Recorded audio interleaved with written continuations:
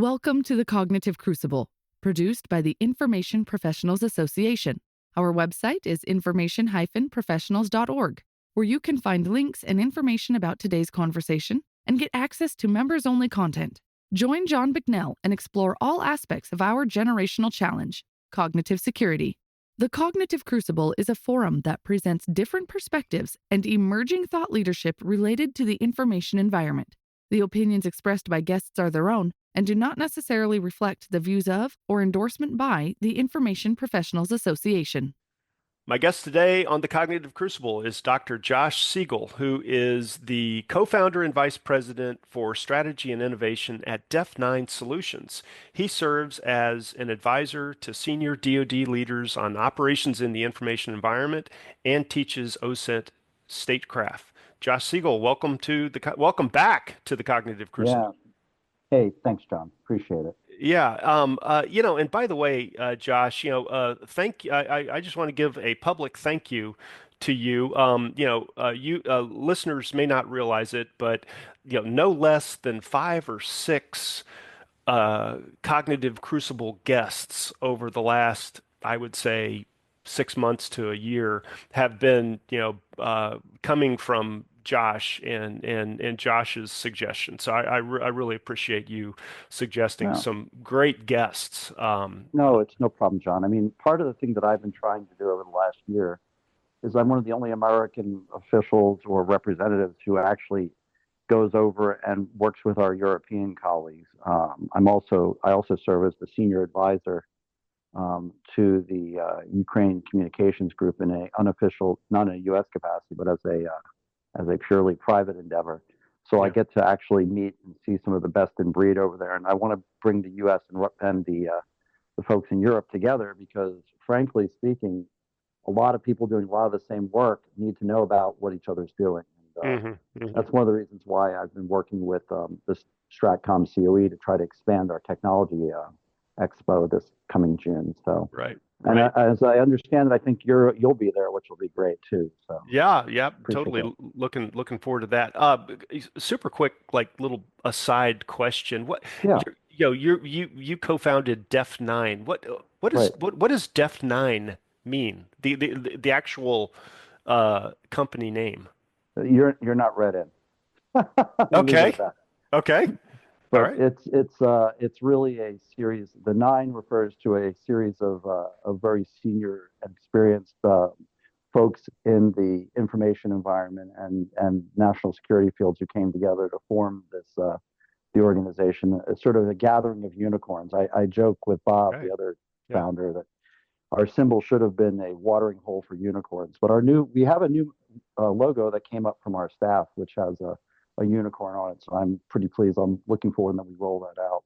So okay. All right. Excellent. Okay. So the provocative topic today for us, Josh, is are we losing the war? And we're going to touch on lethality, deterrence, and information.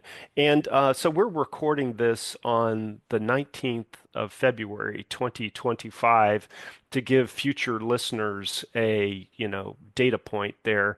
Could we start perhaps by maybe getting your hot take on the current U.S. 2.0 Trump administration? How is the information? How is the administration viewing information? Would you say? So I think I worked in DoD at the end of the last Trump administration, and there's a lot of very sophisticated information professionals who work in the administration are coming back in. Look, like anything, they're applying a Silicon Valley model, which is it fail fast, and that causes a lot of confusion, a lot of concern. And I'm just trying to kind of read the tea leaves with everybody else. But I've had a lot of discussions with some senior members of the executive branch and incoming members, all of whom recognize, more so than I think the previous administration, the value and importance of the cognitive dimension, to the point where sitting with one former or one incoming ASD, Assistant Secretary of Defense, At the end, he said, "Hey, make sure folks know I'm coming in and know how important this is, because Make sure. if we can, I'm sorry. sorry, go ahead. Make sure what? Make sure folks understand that Folks. that the Okay. Yeah. cognitive, yeah, because we invest all this money in soft power assets Yeah. and soft power programs. So are we doing it just to do it? What is our quid pro quo? What do we expect? How do we measure it? How do we measure the effect that has on target audience? We need to understand that if we're going to invest this money. And I really found that very refreshing. And but on the flip side, I think a lot of folks are fairly binary on some of the moves taken by the administration and some of the statements made with regard to the Digital Services Act in the UK by Vice President Vance, et cetera, in terms of freedom of speech. And what I would say is, I don't have this as a quote from anybody that I've spoken to. I've spoken to people at the NSC and other places about it. But what I perceive, and this is strictly my perception, is that there is a move afoot to remove all barriers from having information enter the domestic US ecosystem, and they're very protective of freedom of speech, wherever the origin. And that provides a lot of opportunities, but also provides a lot of danger. And in the fail fast mentality, the fact is, we as a government, we as a nation, we operating in the non-commercial space are absolutely fundamentally awful, and we've all recognized this, at getting facts out into the ecosystem to compete with the narratives put out by adversaries. But in the marketplace of ideas, following that model, you want all this stuff to compete. But if we continue to fail and not innovate in terms of how we put the facts of the matter and U.S. interest into that ecosystem, the adversary narratives will dominate. And unfortunately, that's part of the risk. So hopefully, this results in breaking down some of the bureaucratic barriers to getting true and factual information about the good work being done by the government and our government programs and our nation into the information environment. Um, if you've noticed, the things that are being cut, at least Hmm. right now, are things that involve cutting information that went into the domestic information environment, and moderating it and channeling it and reviewing it. Would you Go ahead. say does USAID notably is an exception to what you just said, right? No, so USAID, by its own admission, had a challenge. USAID, because it's been around so long, had, I think, a lot of soft power value. However, it was operating outside a broader strategic context and an integrated strategic context. And the same thing can be said for the Department of Defense. Prior to the challenges with USAID, there was a discussion among a number of US agencies about the need to package and align and coordinate soft power activities. So, for example, especially in the field of public health, so that we understood the collective impact of all of these programs on a target audience. Unfortunately, a lot of these were being done in isolation of each other without necessarily knowledge of people on the ground or people in Washington seeing the collective impact. So it's kind of, if you take a military analogy, it's kind of your shot group is spread out all Hmm. over the Hmm. target, but in essence, and we're not, you look like a terrible shot. Well, the question is if you hit the bullseye in the center and you're really looking at what you're doing, not only is that more efficient, more Hmm. cost effective, but you're likely achieving a more impactful result. Well, so having, I mean, all of this stuff is debatable, or you can argue points. That yeah, I mean, is it a feature or a bug that things are or were disparate, right? Because it's It's a a factor of time. I mean, yeah. I'll give you another example. There's a program that's been around for, geez, coming up on 30 some years at the Defense Threat Reduction Agency, Cooperative Threat Reduction. And often, so what have they done? What are they doing? What is the significance of what they provide? And are they just doing things to do things now? Is it a self-licking ice cream cone? And when somebody asked me that question, my response was, "Are you out of your mind?" And that's because these things are being done in isolation, but they're being done as part of a broader construct of national Hmm. security. So, for example, when I asked somebody, does anybody know when the U.S. needed to destroy the Syrian chemical weapons, what authorities and what funding line and what support and expertise provided that service so quickly? It was the Defense Threat Reduction Agency and the Cooperative Threat Reduction Program. Hmm. It's because what they do now in terms of public health and epidemiology, that provided a quick reaction baseline. And I like the term a layered defense to be able to respond. The thing is, in a hybrid war environment, which most people don't really even understand what that means, the war is going on all the time in the gray zone. Hmm. Hmm. And in the cognitive space, the WMD, weapons of mass destruction, are one of the major tools, the threat of using them. So Mm. having active defenses and almost creating a cordon sanitaire, you like that, around the I don't even, adversary nations to detect I don't even know what that means. a sanitary cordon. It's French, my friend. Okay, well, Um, we have to put on our berets and our little funny mustaches. yeah, How culturally insensitive was that? they're very, Um, and I don't habla French very no, well. to my friends in Paris, je suis désolé. Okay, nailed it. So, hey, I speak French. I served with the French forces. So, the going back to this, I mean, you look at the impacts they're having. It's the only active competition we're able to do with the Chinese in Africa. As some people in state public diplomacy put it, the public health is recognized as the best hearts and minds. But here's the thing, and this goes back to another thing I recognize with the Ukraine Communications Group. We often confuse public diplomacy for strategic communications in effect. And I would say, arguably, much of the money that we have spent in the influence budgets over the past few years have been in the public diplomacy realm versus the strategic communications realm, because that is an artifact of what we did for so many years in the war on terrorism, where the Mm. center of gravity was the population that we were worried about. If we're Mm. trying to target, especially in the global south, work to develop better relationships with the decision elites, and most of these societies are borderline democratic, if not authoritarian in some cases, then we really need to be working with the decision elites rather than really doing things that are necessarily focused on the population, unless we have a structured, by design, layered campaign that touches the population, but also delivers a target to the decision elites. One of the discussions I had was about, and I'm not going to say in what context, but it was about a pop-up bakery. And my comment was, and the partner was discussing, oh, we need to do more media buys, more media buys. And I said, so in essence, the design of that, and I'm just pulling a number out of the sky, the design for by the media company of that concept of a pop-up bakery, maybe you spent $100,000 and you had 200 pieces of bread. So Mhm. basically, every piece of bread that you gave to some guy on the street to get press coverage cost you $500. And I said that's not particularly effective use of the money.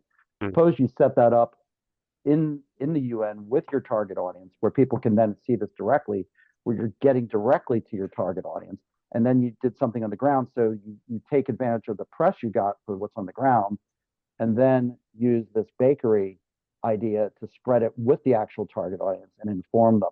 Because by using media buys, you're not targeting a senior level necessarily target audience. That has to be very precise. That has to be in that center shot group. So by going back to your original question, by not doing a layered cake effect, where say USAID is on one level, DoD is on another level, CDC is on another level, you're not creating layered effects along a campaign. You're just Mhm. shooting out randomly, and not necessarily seeing where these things land and then readjusting your site to get better fire. Yeah. I Um, mean, and that's part of the challenge, because if you have a campaign, you could see the total cost of the campaign, and cost is going to become an issue in this administration. They are yeah, looking at things yeah. through a business lens, Yeah. very Well, much so. and Yeah, you said very plainly the last time we talked, and we'll have a Yeah. link in the show notes to your previous discussion, but that informational capabilities are, pennies on the dollar compared to other national security capabilities. Yes. That's, well, I mean, Well, let me add one exception to that. okay. I would say so. The Ukraine, one capability in Ukraine did almost 400 campaigns with very, very, very good measures of effectiveness. I mean, solid measures of effectiveness, um, done by Ukrainian groups who, they have to innovate in a war. 400 campaigns Mm, for under $3 million. mm. Okay. Measures of effectiveness have come up over and over and over again Yeah, as a, elusive, or, some people are skeptical. Some people think that it's impossible, but are you convinced that these measures of effectiveness are legit? absolutely. And these companies, the data provided by these companies is being accepted by some of the most skeptical Okay.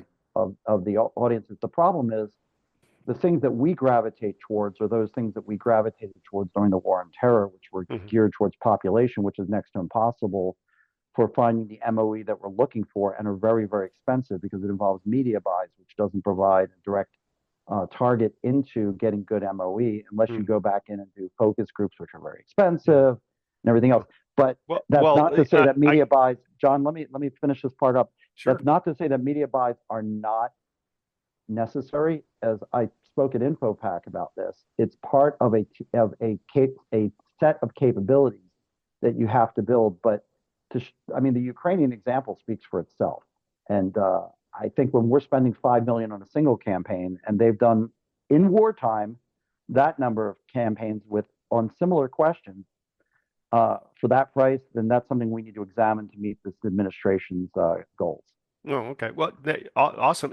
So, I mean, as I mentioned before, you've suggested a number of great guests. Is there somebody that you could perhaps suggest to come on and talk about how they went about doing this, or would that Well, I be? think you had Open Minds on recently, didn't you? I did, yes.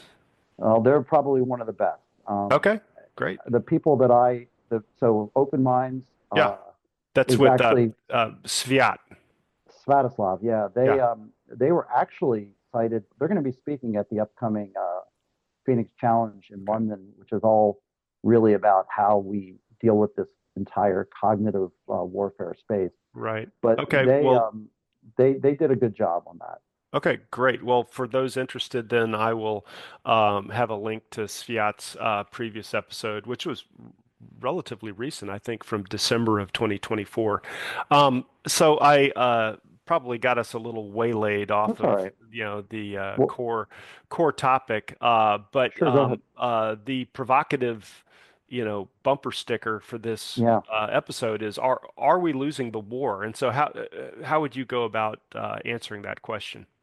So I asked General Grinkovich, the J3, during our little uh, session, which was the kickoff at InfoPack, about how he would assess how we're trending along what he perceives China's campaign, and he did not give a very positive response because I think we have not aligned our campaign OAIs or um, along what China's actually doing. So if you go back to Clausewitz, you go back to Sun Tzu, the the ultimate center of gravity in determining support in a democratic society for an operation is the public and the democratic institutions. And China has used is fighting very much a cognitive war, while we're fighting very much a kinetic war in terms of the way we plan to defend Taiwan. And I'm firmly convinced, and I think a lot of other China watchers are becoming increasingly convinced, that China is doing a Hong Kong 2.0. And I don't really see us doing a lot to counter that, or at least make people more cognizant of that fact. Um, so, and even if we just become more aware and assess it, because going to what there's been a lot of discussion about lethality after Secretary of Defense Hegseth's reference Hmm. back to it, Hmm. and one of the key things is they're like, well, information lethality, that's a contradiction. That disowns the information space, and I actually view it quite the contrary. JP 1.2, the dictionary, the joint pub, defines it, if I'm not mistaken, lethality as the ability to destroy or neutralize a target. And depending on if you interpret that in its broadest sense, lethality is actually a subset of information and not the other way around. Mm. And the way that China and Russia are both fighting with us right now is in a hybrid sense. So, for example, the Russian unit that's in charge of Unit 29155, which a lot used to be very much classified, but now there's tons of stuff out there, actually groups all of their informational effects and active measures effects in a single unit: cyber, disinformation, uh, assassination, weapons of mass destruction, all so that they can coordinate those fires. We've stovepiped everything. Only we don't even have the folks with the irregular warfare guys talking to the disinformation guys. I mean, it's a bit ridiculous. And we think disinformation or counter disinformation or counter FMI is a thing. No, it's one tool in a giant toolbox. And I don't play golf, but I imagine if you didn't how to use one golf club the entire time you were trying to fight a asymmetric war, you would do very poorly. I guess the president can speak more on the golf thing, but lethality is really a perception. Lethality is did you so is especially neutralize. Neutralize is perception. How do you determine if something's neutralized? Are we neutralizing will? Are we neutralizing a weapon? What are we neutralizing? Taking something out of service. What does that ultimately do? So somebody said to me, well, what about attriting forces? Well, attriting forces, again, attriting forces all comes down to the perception of the leader about whether they continue the war. So, for example, the Russians right now, all of their doctrine is based upon armored warfare. How much armor are we seeing on the front in Ukraine? Very little. We're seeing motorbikes, we're seeing golf carts, we're seeing donkeys, but we're not seeing much armor, but they're still fighting. Mm. Well, So, sorry. is it not true that the PRC likewise has created a unit or a major command that has integrated much of their Yes. information related capabilities? Absolutely. And this is one of the things is they've integrated information and cyber into a single unit where Hmm. both or into varying units, but they have an ability to actually differentiate where is Hmm. in our own government. Part of the reason why we use the term OIE, from what I remember, my memory might be failing me, but was because there was a fight between the cyber side and the information operations side Oh. over who was in charge. So Mm. that was kind of the compromise term. Mm. But And I don't know how many. way back up to the top of this podcast, like Yeah. episode number 9 or something like that. I'll put a link in the show notes with General John Davis. Hmm. He talks about that kind of a dynamic as term warfare, and Yeah, absolutely. more often than not, in his experience, the squabble comes down to money. What Hmm. who's got access to which pot of money? How big is that pot of money? And Yeah. mine, I guess. So, And I think there's also a discussion right now, by the way, about whether OIE, Operation Information, continues to exist as a term because it's a very vegetarian term versus a meat eater term. So we'll see hmm. if that survives first contact. But the key thing is we've got to recognize that the war that we're losing, because China's making great strides, Russia's making great strides. Because what are they doing? They're undermining the world. The fact that Russia could convince an American public that when you and I were young, that it is a society of traditional values is insane to me. I Mm. mean, our generation, we were inoculated against communism, and anything that we got from this former Soviet Union, we were suspect.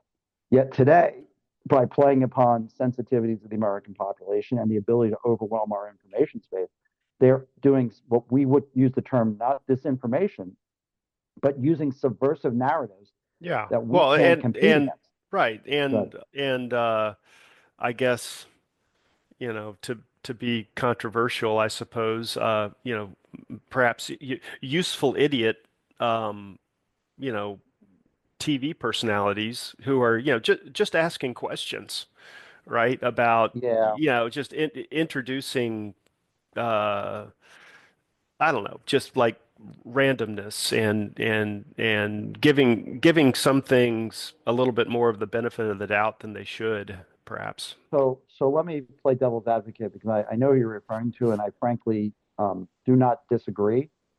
But again, have we, by virtue of our lack, so one of the, stepping back here a second is related to this. I ask my grad students, can anybody define the difference between truth and fact? Yeah, right. And No, and I think I may have raised that when we spoke last time, but I don't remember that. people struggle with this. I've only seen one person do it rather quickly, and that was in Sweden, actually, where that's not even their native language. Um, and where I just recently spoke over there. And that comes back to here because our ability to put factual information into the environment to drive what people's truths are is very, very, very limited.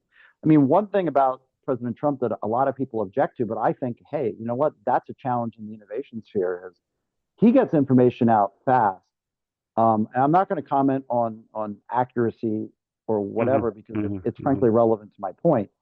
But he gets stuff out on tweets or on truths that get out fast. Now, things that go through review and everything else in the information in the traditional chain might take days or hours or even weeks. And I think the statistic is in order to respond to something effectively, you have to do it at scale and within 20 minutes. The Hmm. Russians and Chinese can do that. We can't. Now, there's a role for AI here, there's a role for a lot of things, but it is a fundamental cultural change. And I think that, for however you feel about the change that's occurring right now, those are elected officials, and this is the policies that are Sure. being put out, the methodologies they've chosen. So the question becomes one, can we turn this so that it's an advantageous capability for the United States in terms of the way we do business? And I certainly think under no matter what color of administration we're under, if we can communicate better, faster, cheaper to our own audiences, the information that we think is both factual and get closer truth and fact closer together, then we need to do that instead of just sitting back and going, well, this is inaccurate, that's wrong, this is whatever. It's we need to strive to get information out better, faster, cheaper. And right now we don't. So you know what? Innovation's painful, but I think embracing breaking everything so that we can actually maybe fix something is not terrible. Because goodness knows we've tried to fix this for decades and it doesn't work. Right, right. Um, uh, I think so. You've touched on lethality and Yeah, maybe a little bit on deterrence, but anything sure. more to say there? Oh yeah. So in I call deterrence a catch-up word, and I call messaging a catch-up word. Why? Because you put it on everything. And what I challenge people in a talk I just gave at the Swedish Defense University is, and over there I called it a Calais caviar word because that's a spread made of caviar that you put on everything. Nice. Um, because I said when you use the word deterrence, you should be thinking about who you're trying to deter from doing what and in what manner. Yes, once you establish a risk tolerance and show the adversary some level of risk from what? Risk of doing what? You have to actually, much like we talked about campaigns, if you're going to do deterrence, you need to actually think about it because as a former military planner, I have never seen a word so overused. I can't think of a single military plan that I helped write that didn't have the word deterrence in it. But again, we never really thought about how we're deterring. We thought, gee, by virtue of moving this thing, putting steel here, flying this there, we're going to be deterring. But deterring from what? There's steady state deterrence, which is the nuclear deterrence. But if you take, like, for example, we were talking about deterrence in the Arctic. Well, what are we trying to deter Russia from doing in the Arctic? Are we trying to deter them from putting fees on northern sea route transits? Are we what are we trying to do? And what does Russia hold dear that we can deter them from uh, by threatening from doing the thing we don't want them to do? Because deterrence is fundamentally based upon a behavior. What is the behavior? What is the cognitive choice that a leader will make that we don't want them to make or we do want them to make? Yeah. Similarly with messaging, everybody says, well, I'd like to sprinkle a little messaging on that, like it's salt or something, ketchup. Well, Mhm. God forbid you put ketchup on fries in Belgium, though. But Mm-mm, no. no, don't do that. Mayonnaise, maybe. But if you if you message, what is a message? A message, I argue, is if you're using more than 10% verbiage, then you've wasted the message. A message is an action which attracts attention. Your words are there to put context on the action. And again, that's part of a campaign. A single action not reinforced doesn't do anything. Like it's the same thing I think I mentioned before. I have debunked that. What? Because you spoke once? What did you do? So do a message is something you did, not something you said, but Mm, it's a combination of the two. But then you need to make sure that the target audience understood it the way you wanted them to understand it. right. Which we have to really think about these terms that we've made into mundane platitudes that are by far the most important words we use. And again, both message and deterrence are cognitive slash informational effects. Thus, again, lethality is a subset of information, and we need to understand that. And literally, I've been in discussions in the department for coming up on 3 decades, and almost everything I again hear is about moving steel. Or when we talk about information, we think of, I guess it's politically correct again to call it psyops, but psyops again are only a supporting capability of a larger campaign. Mm, right. So I don't know, I mean, kind of wrapping Go up a ahead. Sorry. little, but yeah, Yeah. kind of, yeah, wrapping up a little bit, but back up to the top. We started out talking about the current administration and their uh, very explicit agenda of trying to cut costs, government Hmm. costs, probably, shrinking the size of government, a Silicon Valley mindset, Hmm.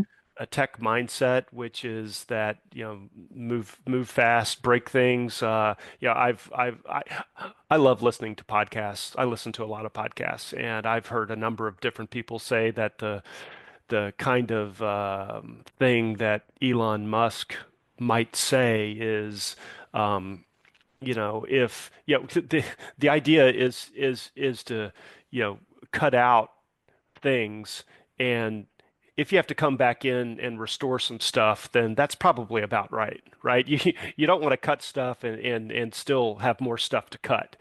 I'm not saying that this is the best thing to do with government, but it wouldn't surprise me if, something gets cut out and it's like, whoops, okay, well, we need to restore some things based off of what was just cut out. I guess all of this I'm just wanting to ask you, Josh, what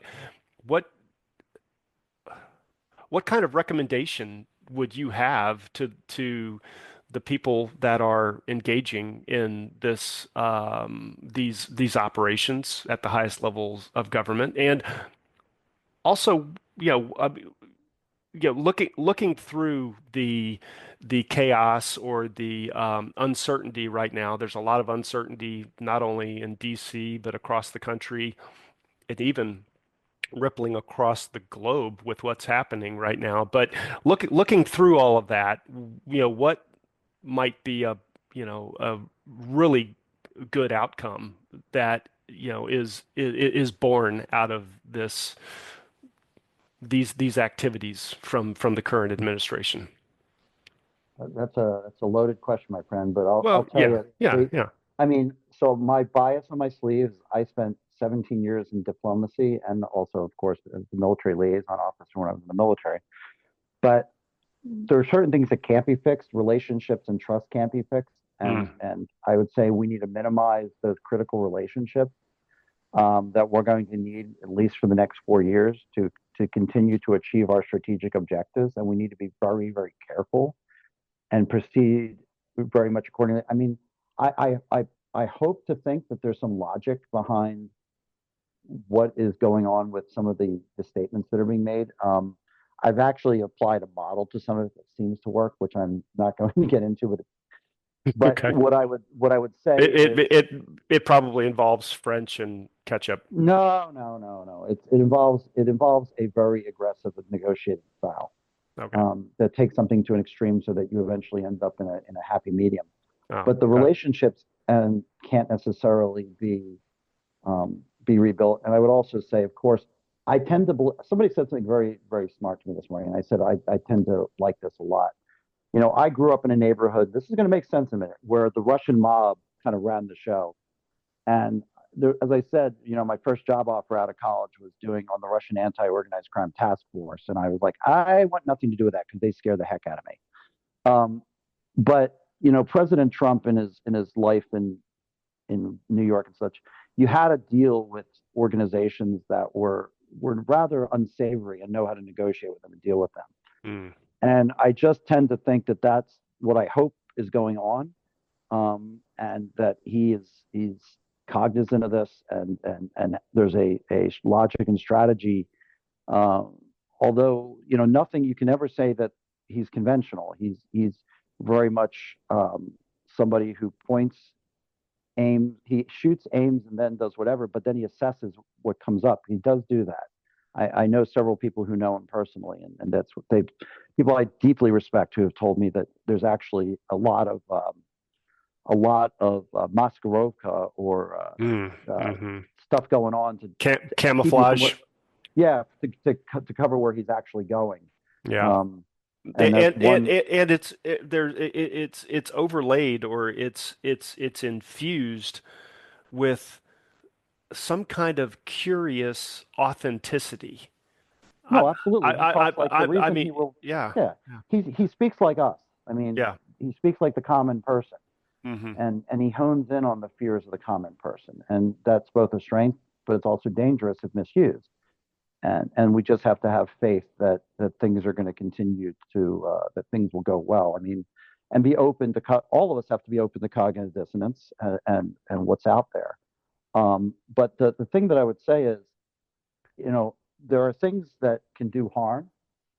Not understanding that the there is a big difference between countering and removing those organizations that played a role in, as they would, by their definition, I'm not saying it was, censorship, i.e., regulating the amount of information and type of information coming into the domestic sphere, because that goes against one of the principles, and recognizing the threat posed by adversary, subversive information being injected into our environment and not recognizing it and not being aware of the purposes for which it's being injected into our environment.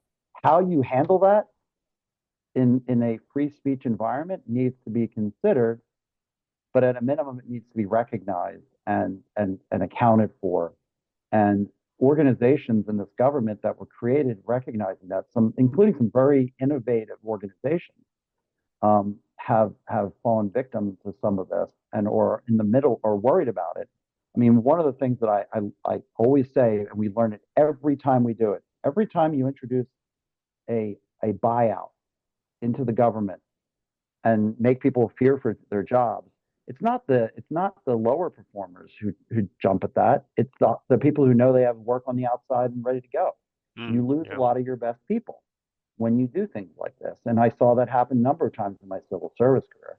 So we have to make sure that we don't do irreparable harm in the middle of a war that we are not doing very well, that the Russians and Chinese are consistently making progress, subverting our population, causing discord, and undermining the public will to do the things that serve serve our strategic objectives.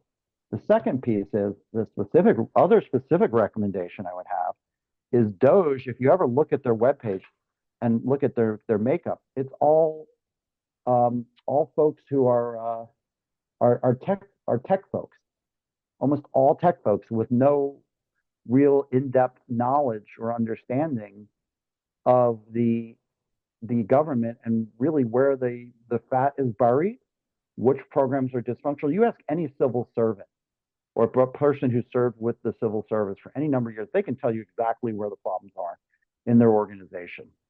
And yes, you can run some algorithm on a system, but you're more likely to do harm than good. And you have more to repair. The goal is you can bash up your car while driving around and fail fast. But if you can save on things that are a high demand, low density skill set that you're going to drive out by doing things sloppily, then don't lose those to begin with, because there are certain things you can take take to the bank. Like, for example, if you have a small organization and there's a disproportionate number of budget analysts, something's probably wrong. Mm. You probably need to get rid of budget analysts or planners or people like that when you're in a very small organization. There are certain metrics you can use to look at an organization and say, is that absolutely necessary? And at the same time, Congress, for example, says information planners. We need more information planners. It's a congressional mandate. I mean, NDAA. Yet there's not enough throughput in our schools, in our military schools right now to train those military planners. So if you got planners, train some of those guys in information planning, start filling some of those slots. These are the things we have to be thinking about as we move on. It's going to be Doge is in existence for another 17 months if everything continues on. I can only hope that as in any kind of cycle, there's always, in a revolution, there's chaos, and then there's counter revolution, and then there's chaos, and then things settle down. So I don't know where we are on that, but I just know that every day that we're not. That dynamic that you just recapped about revolution and counter revolution. I mean, that is a somewhat of a tried and true dynamic. Yes, absolutely. And I don't know where we are on that spectrum now. It's certainly a chaotic time in Washington. But what seems to be the pattern with the administration is they often settle out into, I will tell you, by the end of the last administration, and I'm not getting into the very last days, but we were in the middle of the COVID pandemic, and there's some pretty interesting news coming out of that in the near future. But the COVID pandemic, we were there, we were working really hard to figure out how do we align the narrative to what's really factual and away from the baloney that China was putting out that harms and people are like, well, it caused vaccine hesitancy. It caused panic and internal dissension among people in the US. It caused us to lose ground in Africa. So there's a lot of things that happened as a result of those Chinese narratives that were subversive in nature. And that's part of the thing I think we need to take that term that's so odious, disinformation, and really almost look at it go back to the Cold War terms of subversion versus just disinformation or misinformation. Because I think subversive information is really the stuff that we're worried about, if that makes any sense. Yeah, it sure does. All right. Well, wow, awesome freewheeling conversation. Like we always have, yeah. Like as always. So with that, thank you, Josh Segal, so much for being a return guest on the Thanks, Cognitive bud. Crucible, and welcome back anytime. You got it. Thanks, John. All Bye-bye. right. The Cognitive Crucible is the only podcast dedicated to increasing interdisciplinary collaboration between information operations practitioners, scholars, and policymakers.